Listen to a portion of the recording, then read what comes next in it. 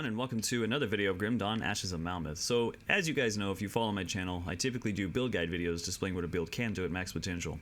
I really enjoy doing this, and I'm going to continue doing this, so don't worry. But upon request, I've actually had a few people request this. They've asked me a lot of questions about starting off in Grim Dawn on a new character, what items to look for, what attributes to take, what devotions to use, and I've also had people ask me what my thought process is while playing through the game.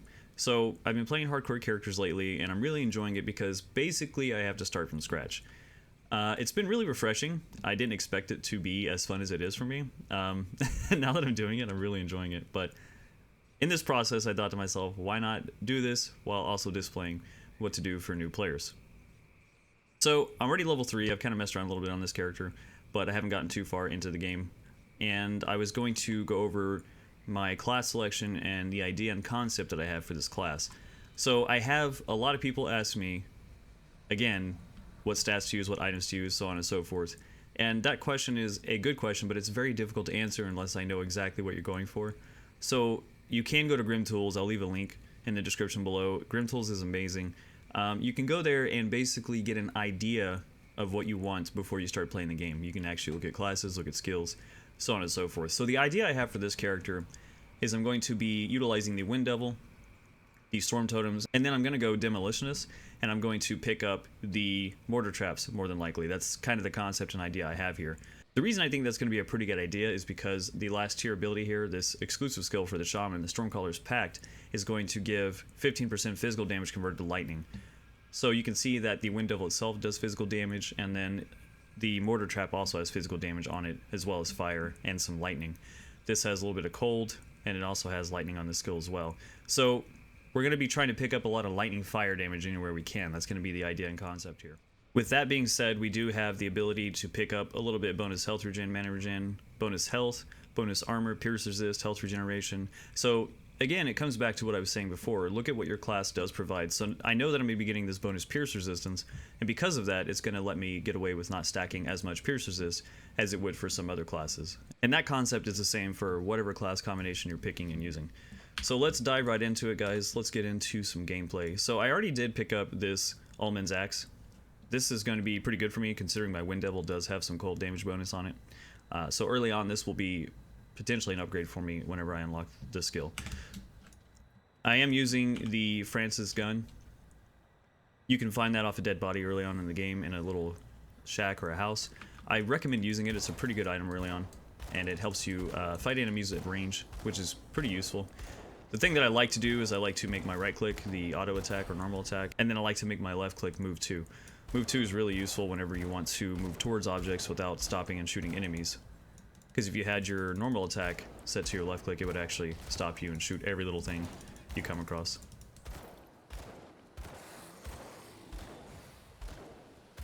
So we did level up there.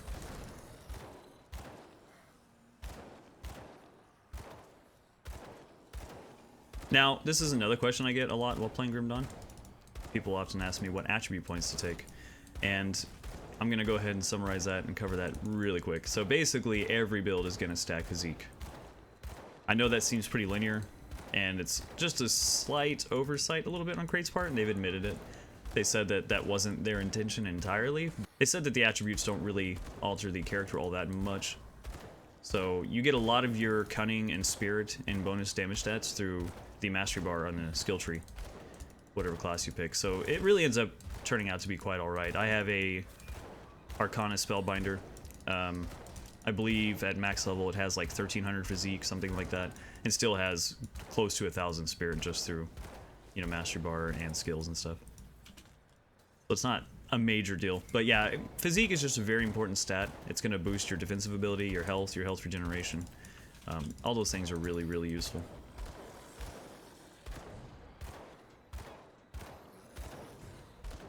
Alright, we're just clearing through this stuff. A little bit of a struggle right now until I get my Wind Devil, unfortunately. But once I do, it's going to be a lot better. So I did decide to go Shaman first. One of the reasons I did is because I'm a huge fan of the Wind Devil. I really like how the Wind Devil works, like how it does damage and it follows and homes in on enemies. It's a pretty safe playstyle. As long as you use it right, you can hide around corners and let your Wind Devils just follow enemies around and track them down and kill them.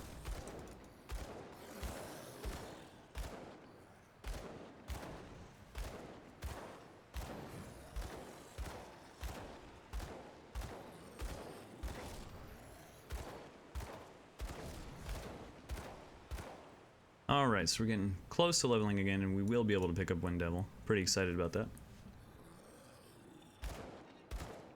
The reason why I didn't go Demolitionist first and pick up Mortar Trap is because it requires way more points to get to the Mortar Trap. It would take forever to get there starting off in the game.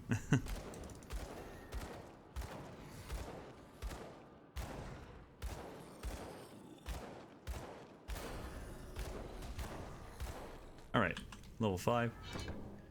Go ahead and pump some points into the Wind Devil. So now we have the Wind Devil skill. And this is going to be free extra damage just kind of floating around on the battlefield.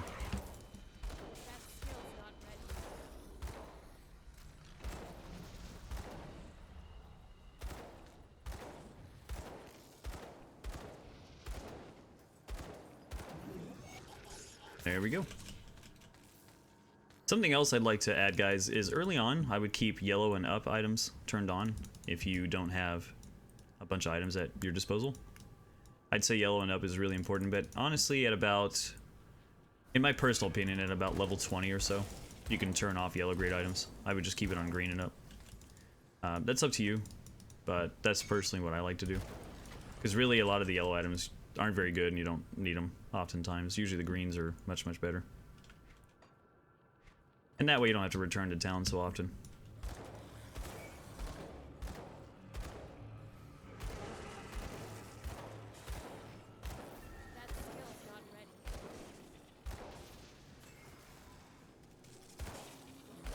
So the Wind Devil is actually doing, at base, it does physical and electrocute damage. So electrocute is actually going to be the dot variant of lightning. Physical obviously is just physical damage when it takes its damage. So it basically does a initial physical damage proc, and then it does a electrocute dot damage over time as well. That's how that skill works. So you really don't pick up the lightning benefit until the Maelstrom. This right here, like I said, does cold, but it is dropping elemental resistance, which is going to be very important for us later. The reason why that's going to be really important is because I will be using the Thermite mine as well. And Thermite mine is actually going to drop enemy fire and lightning resistance. I believe at max rank it's around 60% lightning and fire resistance reduction. So you can see with this build and this setup, we're going to get a lot of elemental resistance reduction. So we're going to be doing tons of damage.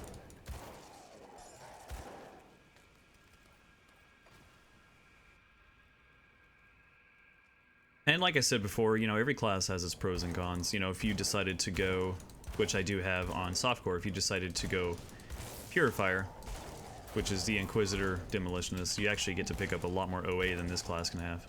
But that's quite alright. It's fun to try different things out. And I've never made an Elementalist before. This is what the class combination is going to be.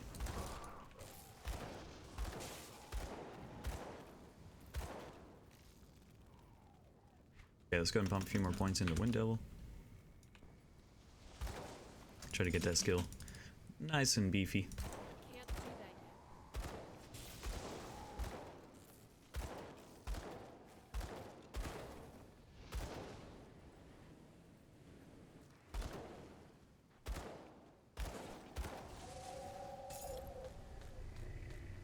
Alright. Check out some of the items we got. This will clearly be an upgrade just because it's a green, has a lot of stats. This shield doesn't. That'll be an upgrade technically.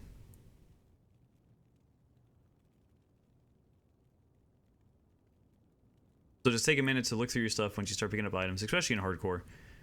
You know, if you're not getting upgrades, you can die, and you definitely don't want that. Alright, everything else looks okay.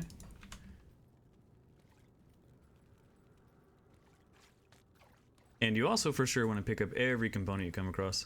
Components are going to be really useful for the rest of the game. In fact, that's one of the most overlooked things in Grim Dawn. When I see somebody playing a new character, they often don't use components to their full potential. So right now, if we picked up anything that gave us bonus physical or electrocute damage, it would be obviously very beneficial for us. Simply because that's what our tornadoes are doing right now. Our Wind Devils. My bad, not tornadoes. Wind Devils. That's what they're doing right now. And that basically is how this game works. You're going to try to find anything that helps you for the time being.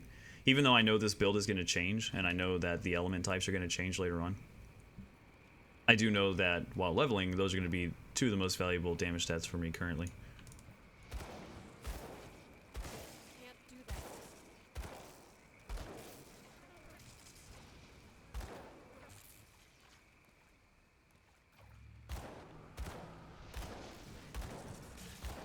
Something else that's going to be really valuable for this character early on is cooldown reduction. If we can pick up any cooldown reduction, it'll help us a lot. It'll actually let us have more tornadoes out at one time.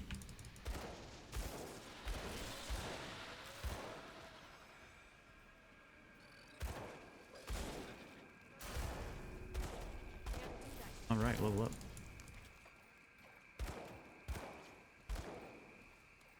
I keep calling them tornadoes. I know they're not tornadoes, but they look like tornadoes. Alright, so let's go ahead, pump some more points into that. Again, I'm basically doing this just for leveling reasons. We just want that thing to be as strong as possible.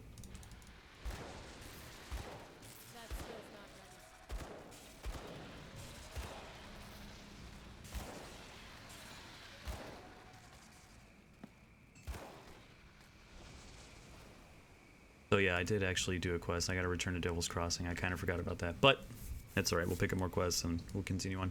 Cool thing about Grim Dawn is you can do quests even if you don't have the quest, and then turn them in later. I need some time to plan. Which is pretty cool.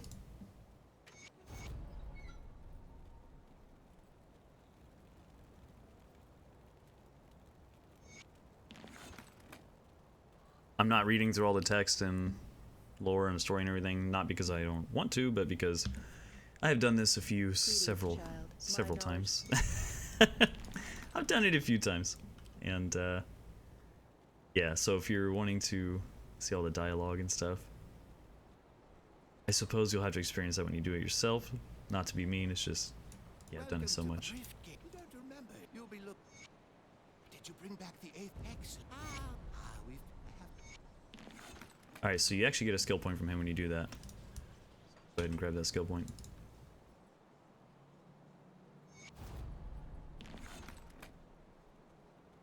The captain send you over? Search the ruined house. Did you get the scrap? Perfect. Well, since I cleared this. Okay, so we turn in our scrap. We can go down here now and do this quest. It's important that you come do this quest because there is a devotion shrine in the first playthrough down here. The devotion shrines will basically be in the same location every time you play through the game. Of course, my inventory's full. Devotion shrines will be in the same location every time you play the game, but they will take devotion shrines out per difficulty you go into. So even though they're in the same location, some of them will disappear on your second playthrough and your third playthrough.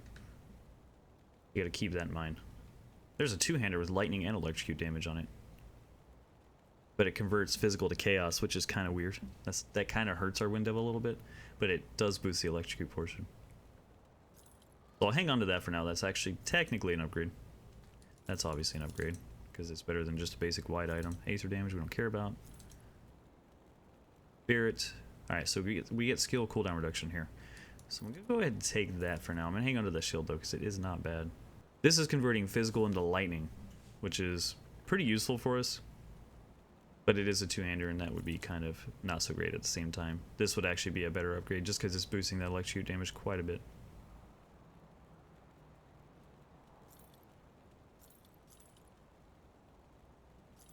Wait. Actually, you know what? That was an upgrade. Okay. The reason why this is going to be an upgrade is because it's giving us a physical damage boost. It's going to be valuable for our Wind Devil. Alright, we're going to go ahead and hang on to what we got right now. See you around.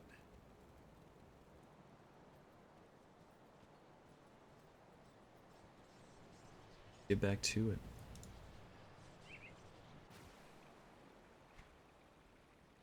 Okay. So technically, this would be an upgrade over what I'm using. This will boost the damage of our Wind Devils quite a bit.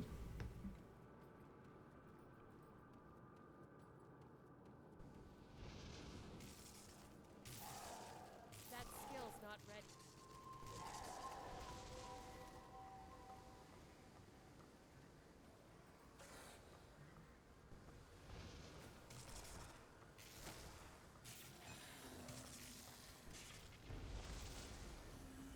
As you can see, the Wind Devils are kind of just tearing through everything.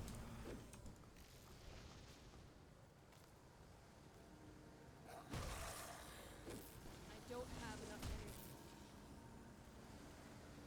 energy. Alright, so we are having energy issues right now because once you start pumping a skill up quite a bit, it'll start boosting how much the energy costs to use that skill. So there's a few things you can do for that. We can obviously take the Mogdrogan's Pack to give us energy regen. It's okay to put some points into Spirit. Like I said, you mostly want Physique. But I think like 5 or 10 in Spirit early on is probably fine, but the rest you want to do Physique. Maybe even 15 if you have to. Obviously on gear you can get energy regen.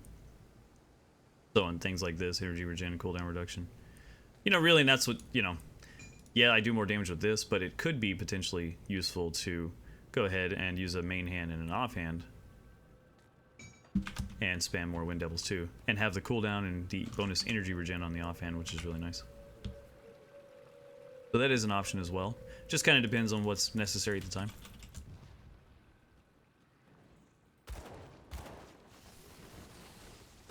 That skill's not ready. As you can see, I'm able to spam much more Wind Devil. Much more.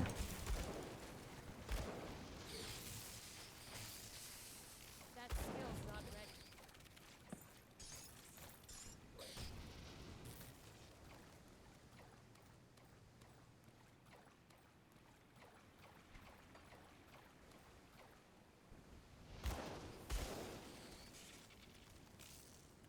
Alright, just making our way to the boss over here. We're going to get that Devotion Shrine.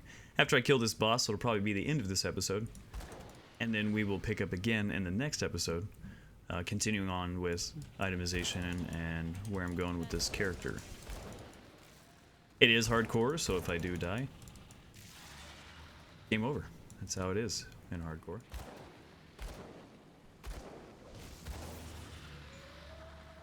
But it kind of makes it that much more fun.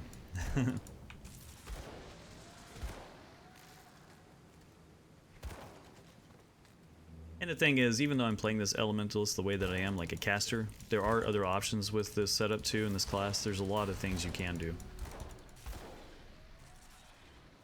You want it to be a two-handed melee, if you wanted to two-handed range. You could even do a dual-wield pistol build this way, honestly. There's a lot of things you can do. I honestly just prefer casters. Big fan of casters.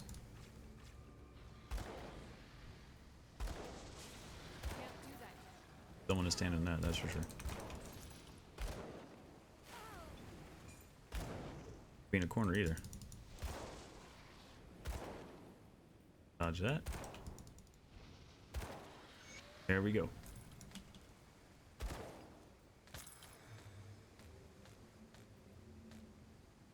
Alright, go ahead and complete this shrine here. Good. And in the next episode, I will start going over devotions and what ideas I have for that and the path I'm going to take for that. As always, thank you for taking time to watch my videos. If you guys haven't, please subscribe. If you like the video, like the content, please like and share. And I will be announcing the giveaway soon for the Forgotten Gods. So the Forgotten Gods expansion pack did get pushed back till 2019. Because of that, yeah, it won't be a while till we get it. Honestly, they had previously announced it was going to be coming out in October, and I was going to try to do the giveaway during that time. So it'll be a little bit longer before I can do the giveaway, but just stay tuned and I will be announcing the winner for that. As always, thank you for watching, and you guys take care.